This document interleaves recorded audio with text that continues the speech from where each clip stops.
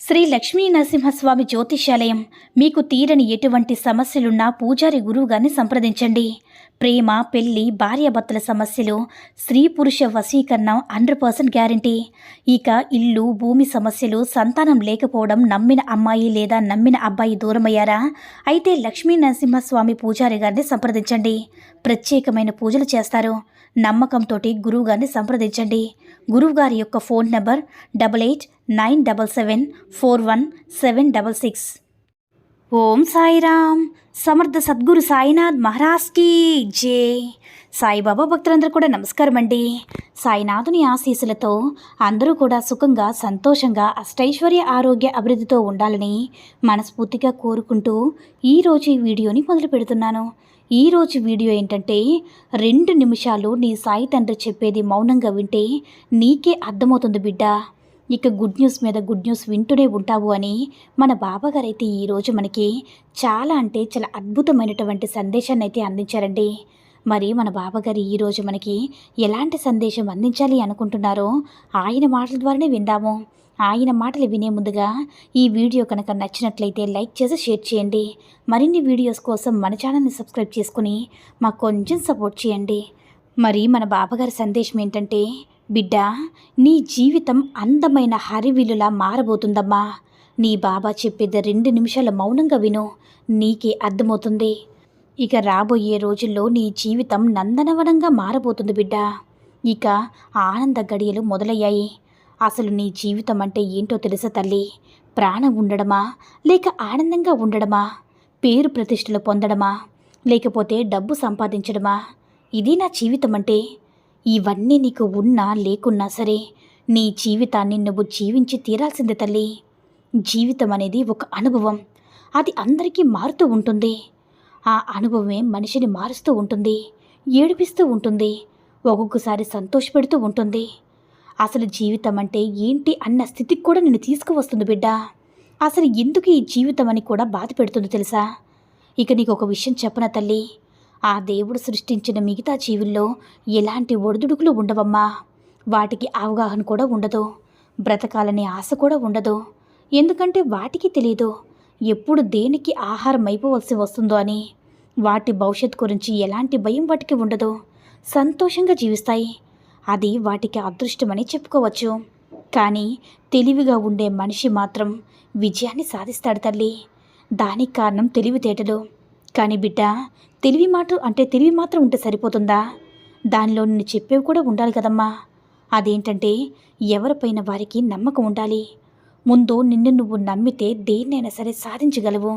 మిగతా జీవులతో పోల్చుకుంటే మనిషి ఎంతో తెలివైన వాడమ్మా. తన అవసరాలను తానే పూర్తి చేసుకోగలడు. ఏది మంచో ఏది చెడో కూడా తెలుసుకోగలడు. సుఖదుఖాలను మొయ్యగలడు బిడ్డ.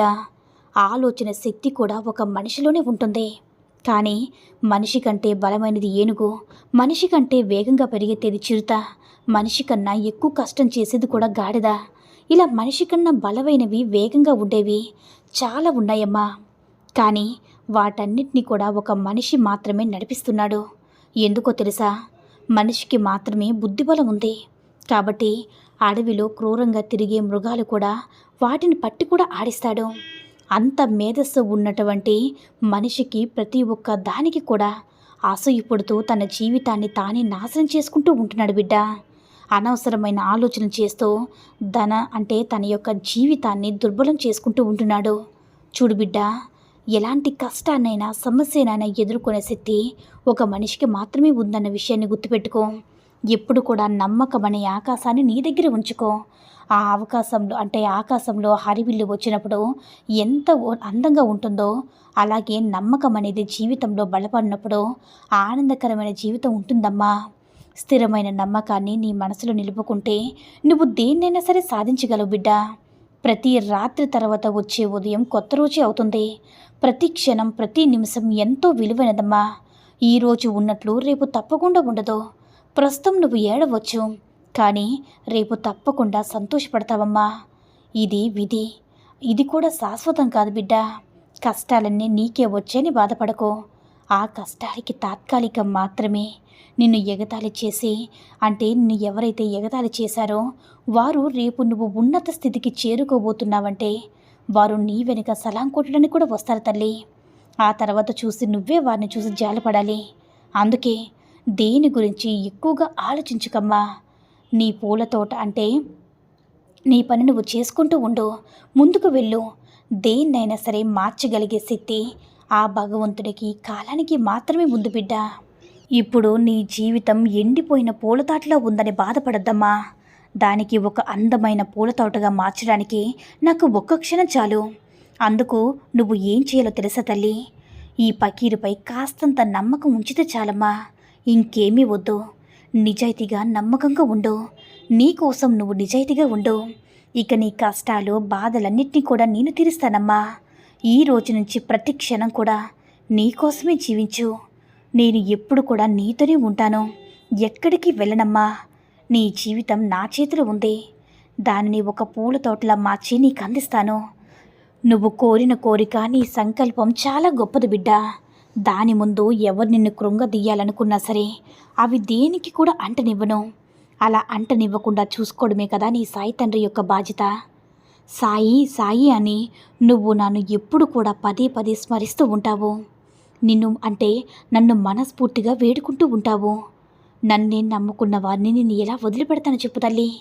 ఇక దేని గురించి కూడా నువ్వు భయపడాల్సిన అవసరమే లేదమ్మా. నా భక్తులు అడిగినవన్నీ కూడా నేను ఇస్తూనే ఉంటాను. వాళ్ళు అడిగేంత వరకు కూడా ఇస్తూనే ఉంటాను తల్లి. వాళ్ళు అడిగింది ఏది కూడా కాదన్ను, ఏది కూడా జరగదు అన్న మాటకి చోటు లేదమ్మా. ఇంకా నీకు ఎలాంటి కష్టాలు రాకుండా చూసుకుంటాను. నువ్వు అనుకున్నావు కదా ఆ భగవంతుడు కష్టాలు ఇస్తూ నిర్లక్ష్యం చేస్తున్నాడని. అలా ఎందుకు చెప్పు తల్లి అనుకుంటున్నావు? నిన్ను పరీక్ష చేస్తున్నారంతేనమ్మా. నువ్వు ఎలాంటి పరిస్థితుల్లో ఎలా ఉన్నావు అని నీకు ఒక చిన్న పరీక్ష అంతే. ఏమాత్రం కూడా నువ్వు దిగులు పడద్దు. నీ సాయి అనుగ్రహం నీకు కలిగింది కదా, ఇక నువ్వు అస్సలు భయపడాల్సిన అవసరమే లేదు. నిజానికి భగవంతుడు నీతోనే ఉన్నాడు. ఎవరైతే కష్టాలను తట్టుకోగలరో వాళ్ళకు మాత్రమే ఆ భగవంతుడు కష్టాలను ఇస్తాడు. ఆ ఒక్కటే నువ్వు గుర్తించుకో. కష్టాలు ఎందుకు వస్తాయి చెప్పు తల్లి? కేవలం నీ సహనానికి, ఓర్పు పరీక్షించడానికి మాత్రమే కదా. అలా అని నువ్వు ఎప్పుడు కూడా గుర్తు చేసుకోనమ్మా. శిక్షణ కూడా రక్షణ కొరకే తల్లి. అందుకే చిన్నప్పుడు బిడ్డ తప్పు చేస్తే తల్లి శిక్షిస్తుంది. అది ఎందుకు? భవిష్యత్తులో తన బిడ్డ రక్షణగా ఉండాలి అని. అందుకే తల్లి ఆ భగవంతుడు కూడా ఎప్పుడు నిన్ను శిక్షిస్తున్నాడంటే నీ భవిష్యత్తులో నిన్ను రక్షిస్తున్నాడని నువ్వు గుర్తుంచుకోవాలి. అలా ఎవరైతే గుర్తిస్తారో, భగవంతుడి లీలలు ఎవరైతే తెలుసుకుంటారో వాళ్ళ జీవితం సంతోషంగా, అద్భుతంగా, ఆనందంగా మారబోతుంది. అర్థమైంది కదా బిడ్డ? నీ బాబా నీకేం చెప్తున్నారో నీ సాయి చెప్పేవన్నీ కూడా జాగ్రత్తగా విని మనసులో పెట్టుకోమ్మా.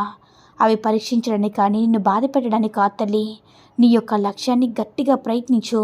తప్పకుండా విజయం నీ సొంతమవుతుంది బిడ్డ అని మన బాబాగారు అయితే ఈరోజు మనకి చాలా అంటే చాలా అద్భుతమైనటువంటి సందేశాన్ని అయితే అందించారండి. సాయి మహిమల ద్వారా వచ్చిన ఈ సందేశం మీ అందరికీ కూడా నచ్చిందని అనుకుంటున్నాను. ఈ వీడియో కనుక నచ్చినట్లయితే లైక్ చేసి షేర్ చేయండి.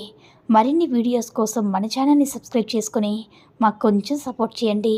సర్వే జన సుఖినో భవంతు. జై సాయిరామ్.